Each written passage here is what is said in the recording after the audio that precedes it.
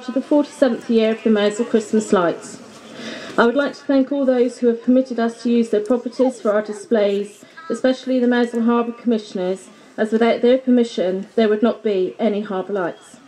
Our thanks must also go to all the Harbour Lights personnel who work in all weathers, mostly wet and cold, who have put in well over 2,000 hours of unpaid voluntary work to bring you these lights. Even though we have got to the switch on, maintenance and repairs are carried out daily over the festive period. The cost of putting on these lights is about £15,000. Please be as generous as you can when you see one of our collectors. Tonight the community singing is led by the Carol Air Choir, with a Mousehole male voice and Ladies of the Chapel Choir and friends. Pendine Silver Band is also with us to accompany the singing.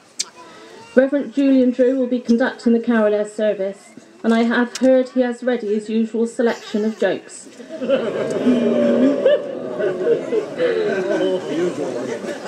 Some people's Christmas celebrations are just not the same without them. This year has been a very difficult one for us, what with ever-increasing bureaucracy and several of our set pieces falling apart after the January snows. Thanks go to Penzance Town Council for their donation towards the rebuilding of our robin up on the hill. However, our biggest blow was the passing of Bob Keates in May. Bob had been our anchor man, our leading light and assistant chairman all in one. He meticulously made sure the lights shone out every year. On Carol Air night, Bob stood in the corner to my left, by the control point with his radio in hand, talking through what was happening at the podium to other lights volunteers who were dotted around the village, in garages, coal houses and even in the Ship Inn, ready to flick the switch to light each individual item. Martin Brockman has been Bob's apprentice for lots of years, and I think he has his own apprentice tonight in young Richie, Bob's grandson, who will switch on the Celtic cross after his grandma's switched on the rest of the lights. Excuse me while I turn my page. It's too cold. I am pleased that Angela Keates with her girls are here to switch on this year's lights, as this year the displays are our tribute to Bob. On behalf of the Harbour Lights Committee, may I wish you all a safe journey home and a peaceful Christmas. I now hand you over to Helen, who will say a few words before Angela presses the button to start the 2010 Christmas Lights in Mousehole. Thank you.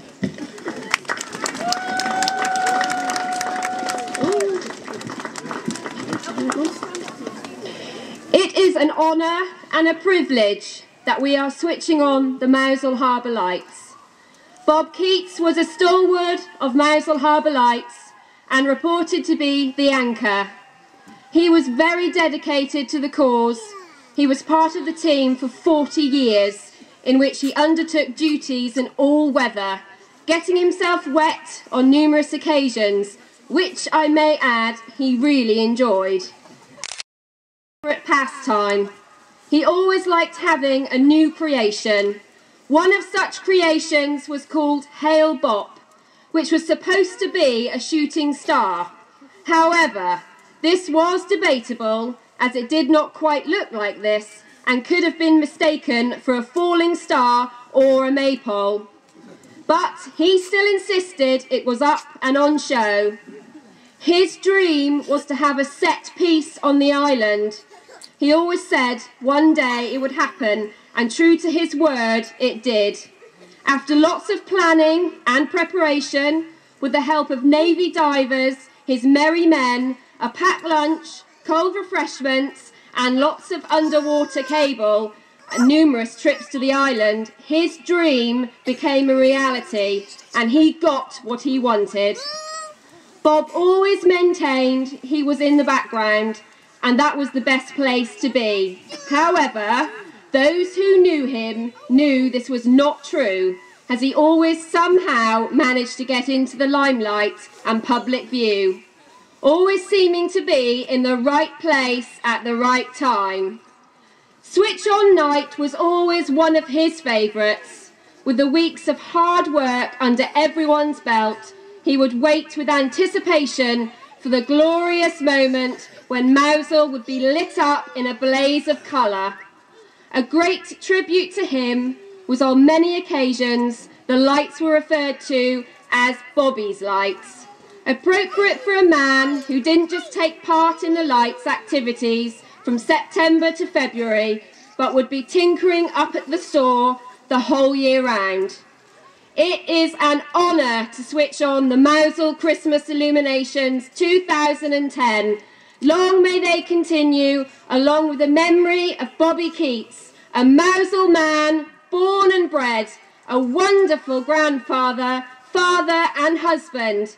Let there be light. Mum will now switch on the amazing lights.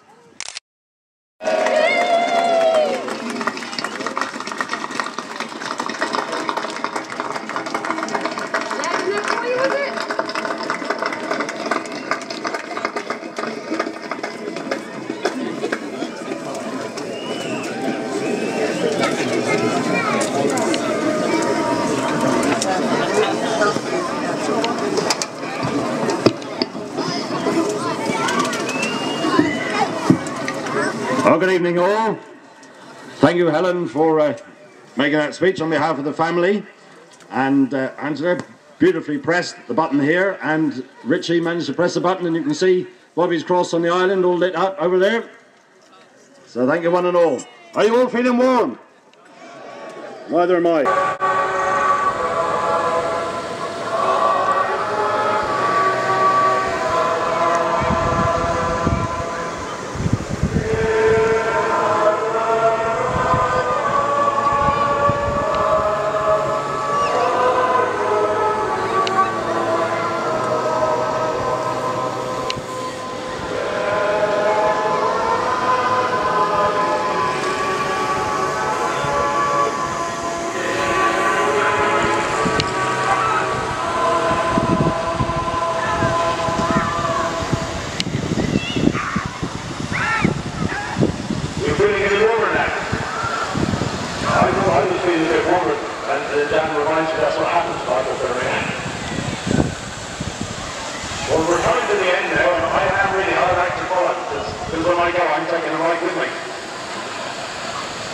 But before I do that, I wonder if you join me in a prayer.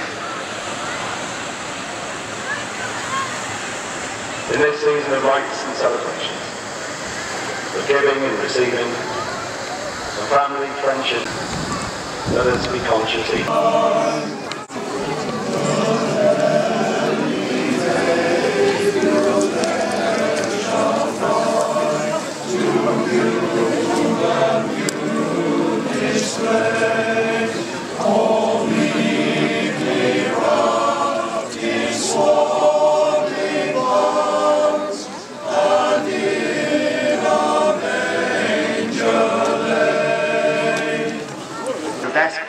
And the clerk at the desk says to him, and he said, "Sir, he said, what's your final destination?"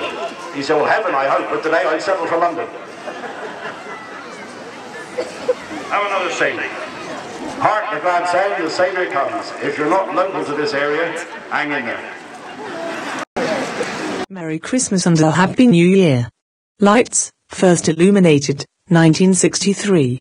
Setup starts September. Dismantling ends mid-February. Income raised by voluntary contributions, collections and fundraising. Largest set piece, Merry Christmas Happy New Year. 160 feet by 20 feet. Number of bulbs, 7,000 plus rope lights and low voltage lighting. Number of set pieces, 40, all made by volunteer workers. Number of lantern strings, 20, each one has 50 lamps. Annual running costs, £14,000. Length of cable, 5.5 miles. Visitors, approximately 30,000.